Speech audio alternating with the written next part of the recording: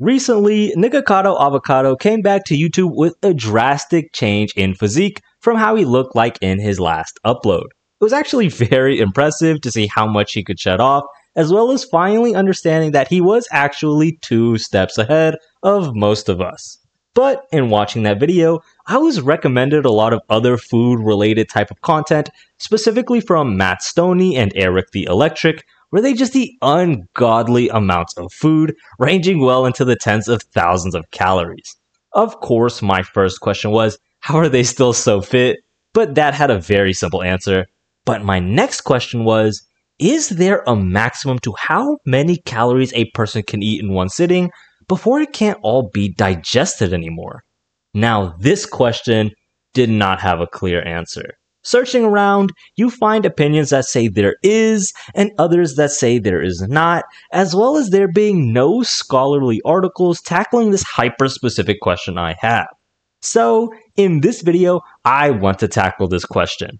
I want to find out if there even is a limit to how many calories you can absorb in one sitting, and if there is, how many calories do you need to eat for your body to no longer be able to digest it all? But before we begin, please make sure to like, subscribe, as that would mean a lot to me, and comment below what food you would like to eat 10,000 calories of.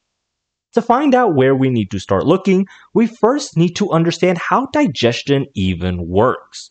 When you want to eat something, you first need to masticate.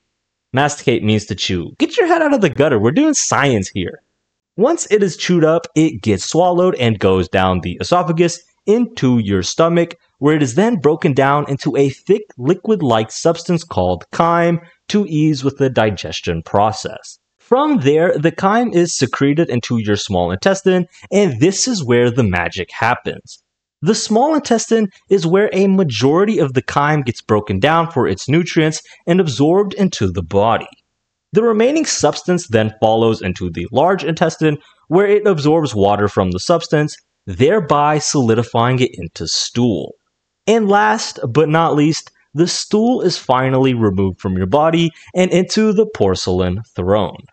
Now that we have a broad idea of how the digestion process works, we can hone down on what specific parts we need to examine in order to accurately find our answer. Based on the process, the 2 things we need to look into is first, what is the rate of calorie absorption from the small intestine? And 2, what is the rate at which the stomach releases the chyme into the small intestine for it to be digested? Let us start with the stomach. The stomach is actually very flexible and can grow in size to hold a substantial amount of food. For an average person, our stomach can expand to a maximum volume of 2 to 4 liters, but for trained competitive eaters, they can at max expand their stomachs to a diabolical 15 liters. Oh my god. An important thing to consider is that the food isn't turned to chyme immediately, but rather in portions, and these portions flow in at some rate. So it isn't like you eat a whole quarter pounder and then it all travels at once, but rather it turns into chyme slowly, and the portions of the chyme flow out and get digested at a time. Now, the built-up chyme doesn't flow from the stomach into the small intestine all at once, and that is due to the pyloric sphincter, which regulates the flow of chyme. According to this simulation study for a nutrient-filled meal, the pyloric sphincter has a volumetric flow rate of 3.3 to 4.1 milliliters per minute. Okay, now that we've got everything for the stomach portion that we needed, we can move on to the small intestine, which is a bit more straightforward. From the time the chyme enters the small intestine and travels to the other end takes, on average, 6 to 8 hours to travel those 7 meters of length as the nutrients are being absorbed. A study conducted on reserve capacities of the small intestine for absorption of energy used the guts of mini pigs, which have a digestive tract similar to that of humans, to determine the rate of absorption. They used meals of equivalent proportions of carbohydrates, proteins, and fats to find that the rate of absorption ranges from 0.66 to 0.94 kilocalories per minute meter. Now, I will say that these values are for the jejunum section of the small intestines, and that values might have different ranges for the duodenum and ileum, but data on this is scant, so we will assume that it is roughly constant throughout the small intestines.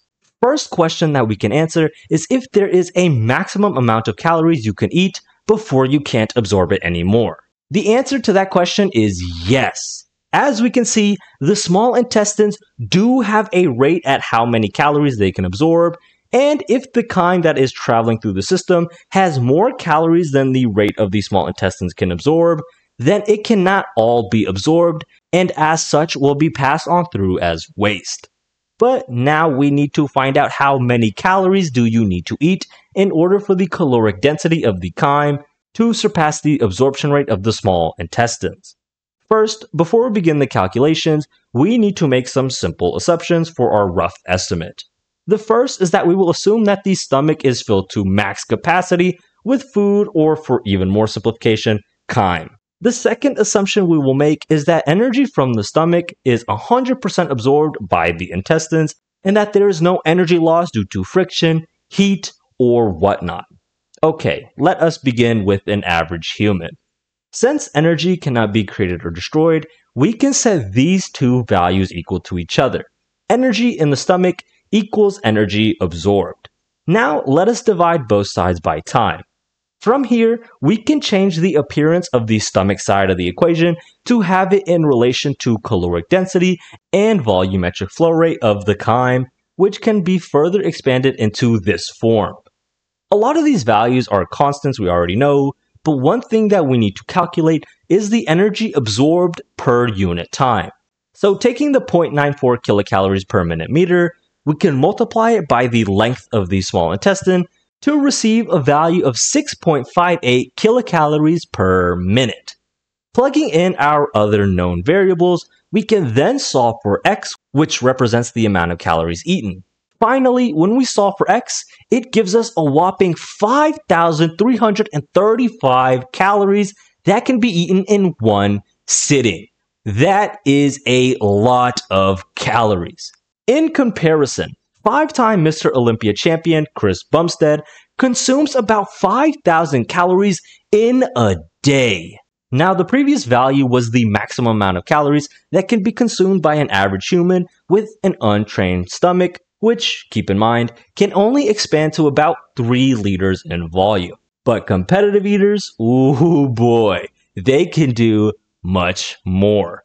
If we resolve that same equation, but this time account for the maximum possible volume for their stomachs, we get a caloric intake value of 26,675 calories in a single sitting. So, in conclusion, is there a maximum amount of calories that you can eat in one sitting before your body can't absorb the calories anymore? The answer is yes, there is. And it's all due to the fact that your small intestine has a maximum absorption rate, which limits the amount of calories that can be absorbed. What is the maximum amount of calories an average person needs to eat in order to reach this limit? Well, based on the rough back of the envelope calculations, you would need to fill your stomach with over 5,000 calories in one sitting for the excess calories to not be absorbed by your body. For a competitive eater with a more trained stomach, this value pushes well over 26,000 calories. Now, I finally have my answer that I asked at the beginning of this video.